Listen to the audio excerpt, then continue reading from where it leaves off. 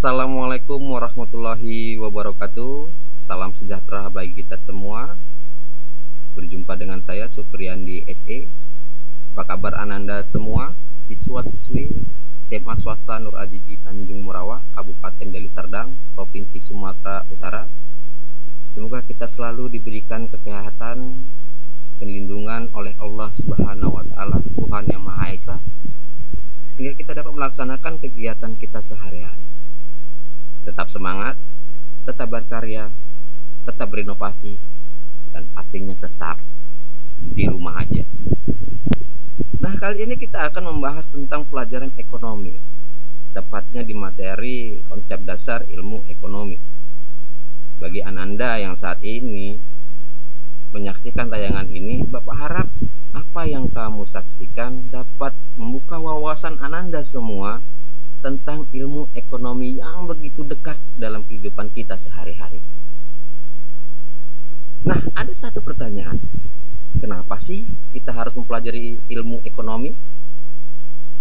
Yang menjadi alasan kita mempelajari ilmu ekonomi adalah karena adanya masalah di bidang ekonomi yang kita hadapi saat ini.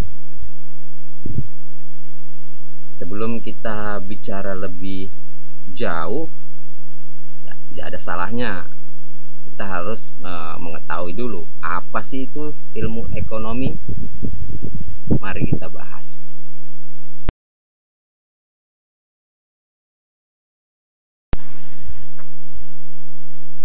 Pengertian ilmu ekonomi. Ekonomi berasal dari bahasa Yunani yang terdiri dari dua suku kata, oikos dan nomos. Oikos yang artinya rumah tangga dan nomos yang artinya aturan. Jadi ilmu ekonomi adalah ilmu yang mempelajari tingkah laku manusia dalam memenuhi kebutuhan guna mencapai kemakmuran.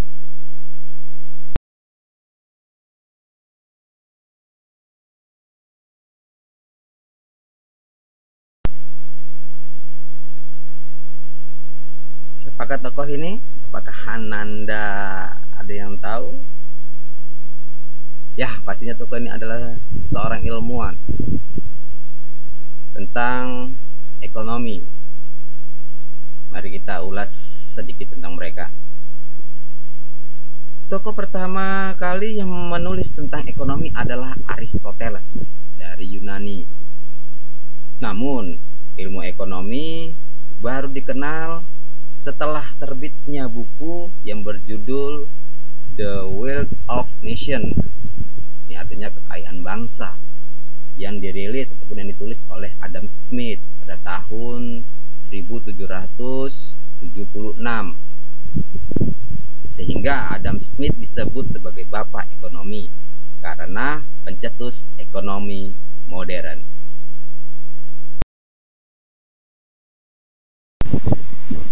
Nah, yang sudah disampaikan tadi, masalah apa sih yang muncul dalam kehidupan masyarakat dari dulu sampai sekarang tentang ekonomi? Di sini saya akan melalui dari sebuah kata yang namanya kelangkaan. Kelangkaan yang seperti apa sih? Kelangkaan di sini akan membahas dua pembahasan secara umum, yaitu kebutuhan manusia yang sifatnya terbatas, sedangkan alat pemuas kebutuhannya terbatas. Kedua pembahasan ini sangat kontradiktif karena kebutuhan manusia yang sifatnya terbatas, namun alat pemuas kebutuhannya terbatas. Apa aja sih jenis-jenis kebutuhan manusia yang sifatnya terbatas itu? Ya, di sini kita lihat kebutuhan manusia yang tidak terbatas. Ini dilihat dari intensitasnya. Ini kebutuhan dilihat dari sifatnya, kebutuhan dilihat dari waktu, dan kebutuhan dilihat dari subjek. Sedangkan alat pemuas kebutuhan di sini juga akan kita bahas. Ini dilihat dari bagaimana menurut sifatnya, menurut cara penggunaannya, menurut cara pencapaiannya, menurut wujudnya, menurut fungsinya. Mari kita bahas satu persatu. Kebutuhan manusia dilihat dari intensitasnya. Di sini dibagi menjadi 3, yaitu kebutuhan primer, sekunder, dan tersier. Kebutuhan primer ini adalah kebutuhan yang wajib, kebutuhan yang pokok, yang harus dipenuhi oleh manusia. Di sini saya ambil contoh SPP. SPP ini bukan uang sekolah ya, tapi sandang, pangan, dan papan. Ya. Kemudian kebutuhan sekunder. Nah, kebutuhan sekunder ini apa? Kebutuhan sekunder ini adalah kebutuhan sebagai kebutuhan pelengkap, di mana kebutuhan primer sudah terpenuhi, kita sudah punya pakaian, punya makanan, tempat tinggal. Maksudnya kita boleh sih melengkapi apa yang sudah terpenuhi. Di sini saya contohkan membeli satu perabotan, televisi, dan lain-lain. Kemudian kebutuhan tersier.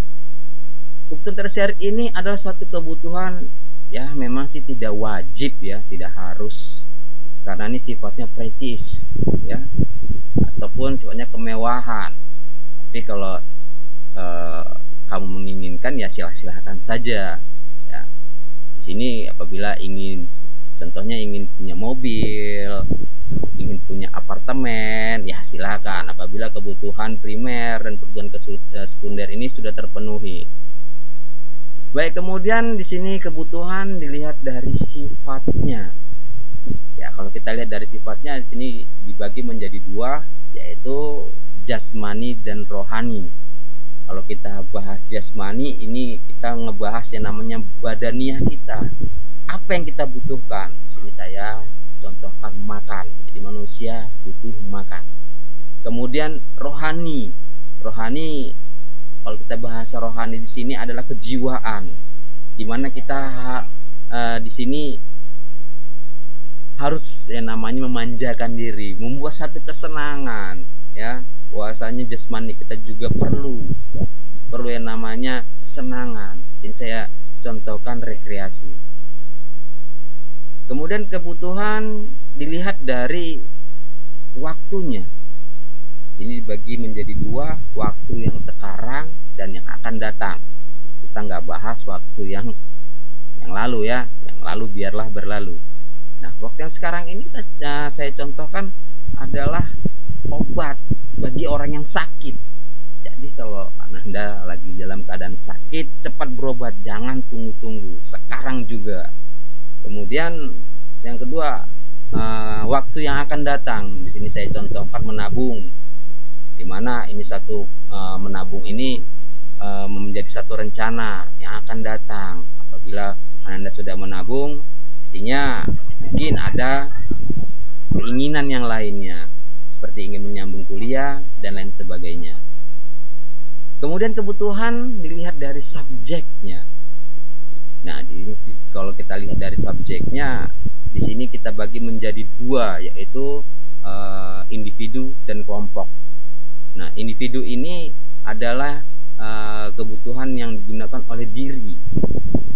Ya, kita makanan, sini saya contohkan makan dan pakaian. Ya, makanan untuk diri kita sendiri, pakaian untuk diri kita sendiri. Kemudian ini untuk kelompok, saya contohkan adalah tempat ibadah dan jalan raya. Ini yang dibutuhkan oleh bersama, oleh orang banyak. Ya, nggak kita sendiri. Seperti contohnya tempat ibadah kita lakukan bersama-sama. Kemudian jalan raya kita lakukan juga bersama-sama. Nah, bayangan Anda semua, dari pembahasan ini mungkin sampai di sini dulu. Nanti akan kita lanjut kembali pembahasan tentang materi kita, yaitu alat pemuas kebutuhan. Pada Anda semua, semoga bermanfaat. Tetap selalu jaga kesehatan dan tetap di rumah aja, stay at home. Salam dari SMA, think smart.